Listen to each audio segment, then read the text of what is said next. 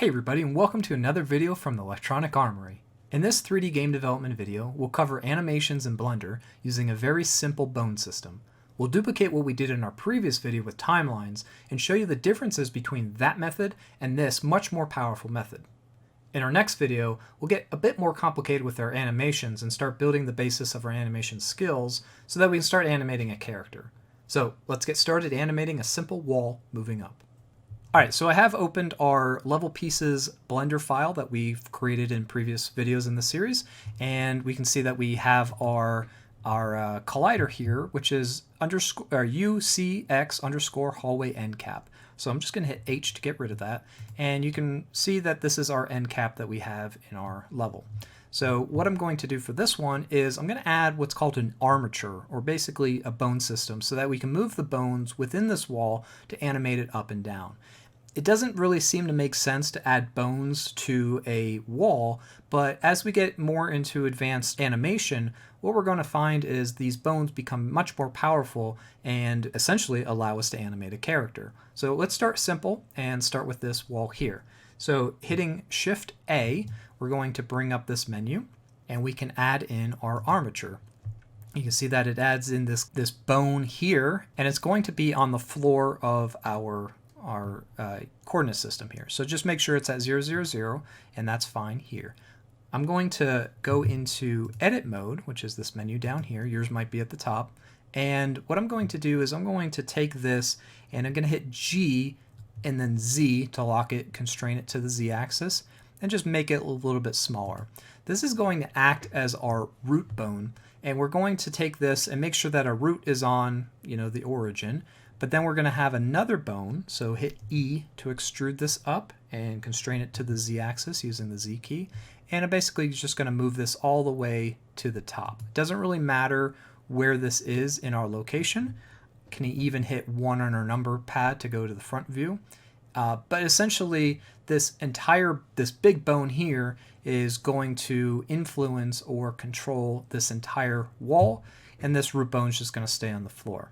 All right, so in order to hook up our armature to our mesh, which is the wall, I'm going to go back into object mode for this and select our mesh first and then the skeleton that it's going to use. Right now it's just 2 bones, so hold down Shift and then left click and it will select the armature here. All right, the next thing we're going to do is Control P to basically combine the mesh with the skeleton. And what we can do is we go under armature deform because we want this armature to deform the wall. And we can select, don't do this right now, but I just want to show you what this option is really quickly, with automatic weights. So I'm going to select that.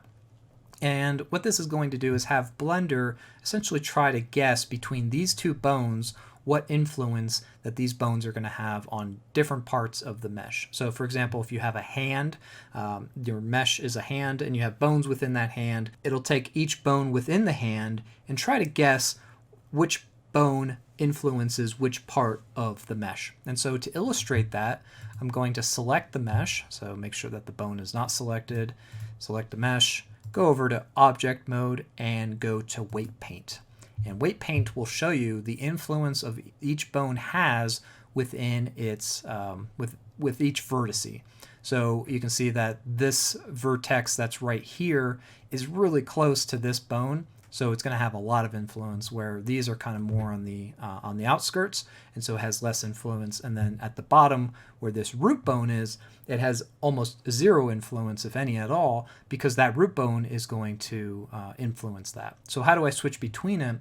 If I go over here to our object data properties tab for our mesh, we can see we have a group under here called vertex groups. And we have 2 different vertex groups, one called bone and the second one called bone 0, 0, which is of course our second bone. So right now our bone 0, 0 is selected. If I select bone, which is our root bone, you can see the influence it has over our mesh here. And so what we can do is we can, let's go back into object mode, select our bones, and then go to pose mode. And what pose mode allows us to do is if I select this top bone, hit R, I can rotate it.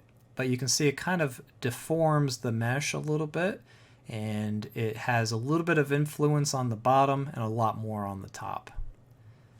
So that's pretty neat, but that's not the behavior we want, because if we selected G and then Z, you can see it won't raise up.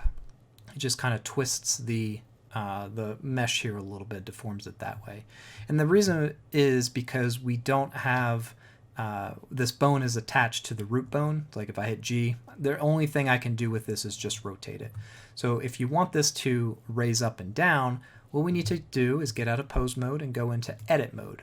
In edit mode, we hit Alt P and disconnect the bone. We don't want to clear the parent, because clearing the parent will not have a parent anymore. So let me go ahead and hit disconnect bone.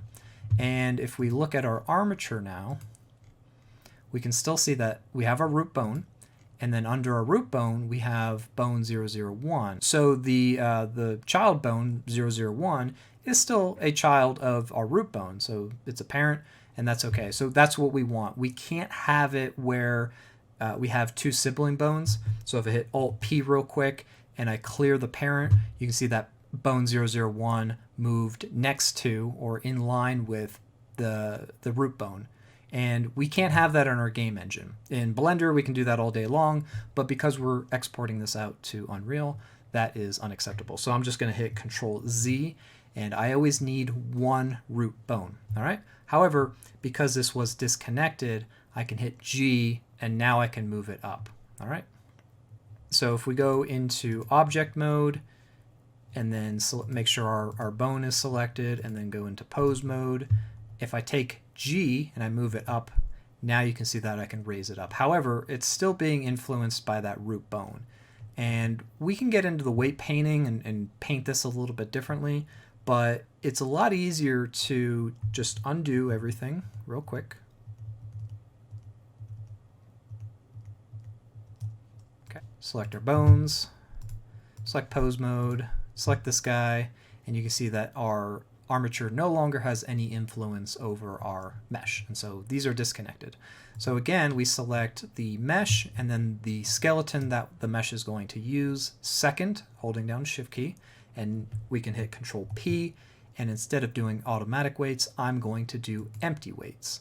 Okay, and so now if I move it, you can still see it's not working, because we're going to assign these not automatically but manually. So with our mesh selected, we're going to go into edit mode and hit A to select all of the vertices. We have a mirror modifier, so that's why these aren't selected over here. And then we're going to assign these vertices, the ones that are selected, we're going to assign it to this bone. Okay, so make sure this bone is selected here on the right. And our vertex groups allow us to do not just vertice assignment to a bone, but also allow us to deselect the vertices assigned to that bone and also select it. So it makes it pretty easy to select and deselect. So you can use vertex groups not only for animation, but for easy selecting or deselecting of a certain vertex group. So that's pretty handy otherwise. But we have these vertices assigned to this bone, and you can even see if I deselect or select the vertices assigned to this root bone, there are none. If I hit Alt A to deselect and select the root bone and hit select or deselect, there are no vertices that are assigned to that.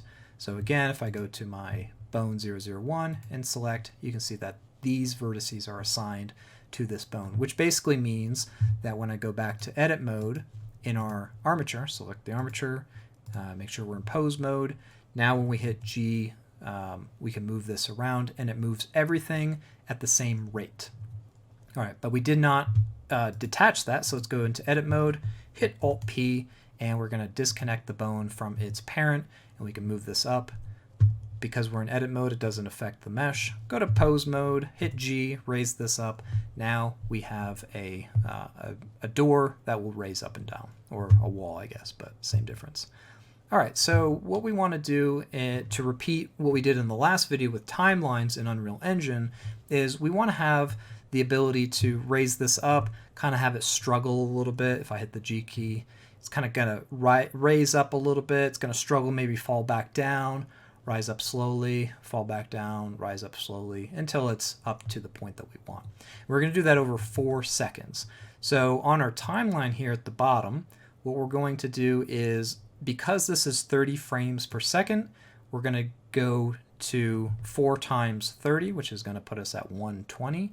And we're going to put a keyframe on the frame for 120 that we want this to animate to. Now I'm going to first go back to 0. I can hit Shift left arrow to do that. And if I hit G and Z, you can see up in the top right hand corner the Y coordinate is moving instead. There's a reason for this, but we'll get into that later as we get into more advanced animations. But basically, just pretend that this is moving along the Y-axis for right now. I know it's a little confusing, but this is the one that we want to animate. So what I'm going to do is right-click and insert single keyframe. Don't insert regular keyframe because that'll do X, Y, and Z. I just want to do the Y-axis in this case, which is our up and down for the bone. That's the one we want. And you can see on our timeline, it put in this little orange diamond.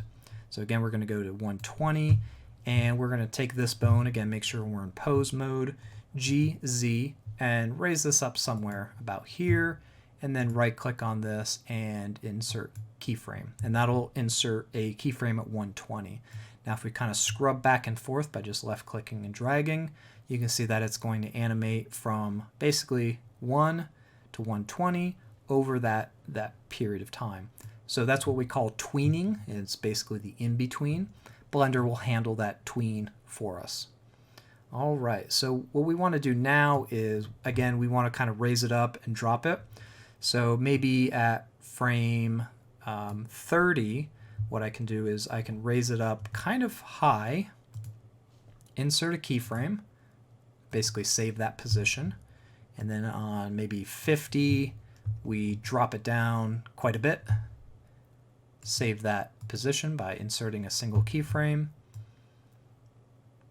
and just do that a couple times. Maybe on 90 we will lower it, save that keyframe,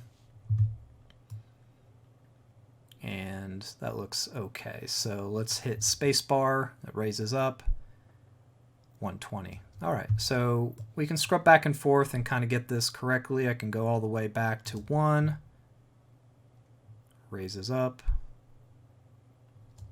Okay, 90, I guess I need to lower that instead. So GZ, save the keyframe, replace a single keyframe. Okay, so if I hit the space bar, you can see it goes past 120 and keeps going. What I can do instead, I want to loop this just to get our animation. I can click on the end here in the bottom right hand side and drag this to the left and just hit it. And if I go too far or not enough, I can hit the arrows. And so now when I hit the space bar, you can see that it loops between frame 1 and frame 120. And this will just give us a good idea of our animation over and over and over again. Okay, so hit space bar to stop that. And you could be done at this point. If you want to have a little bit more control over your animation, you can go over to the animation tab, and this will give you a little bit more control using the dope sheet. It has a pretty silly name, but we can zoom into our mesh here on the right. We still get our timeline, but we also have our timeline duplicated here in the dope sheet along with the curve. So the curve here is essentially going from frame 1 to frame 30, and you can kind of see that it goes down and then curves back up. So just like in our previous video with timelines, we have these handles here. So let me select this handle and maybe drag it up. I can hit the G key, or I can just click and select and just kind of drag this around. And you can see this is happening on my timeline below, as well as in the dope sheet where I'm actually manipulating it. So the nice thing about this one is I can make it go all the way up to the top. So if I scrub, it's going way up and then way down, kind of like a roller coaster. So if I put my my scrub head here, my playhead, scrub over with my playhead, I should say, I can kind of see where that's going to be at that time. I can move this around, and let's put it right about there. So it raises up pretty quickly, let's say. So go from 0 to 1, raises up, maybe go into front view. but goes all the way down, and maybe we want to have that happen a little bit more quickly. So click and drag. So it goes up, drops down quickly, and then slowly raises up, something like that. Whatever effect you're going for, feel free to manipulate these. But with our handles, we can rotate these, we can scale them up, and just get the curve that we're looking for. So for example, with gravity, we might have something a little bit more, it starts off slowly and then drops down. We can even zoom in on this a little bit. Scale this up a little bit, something like that.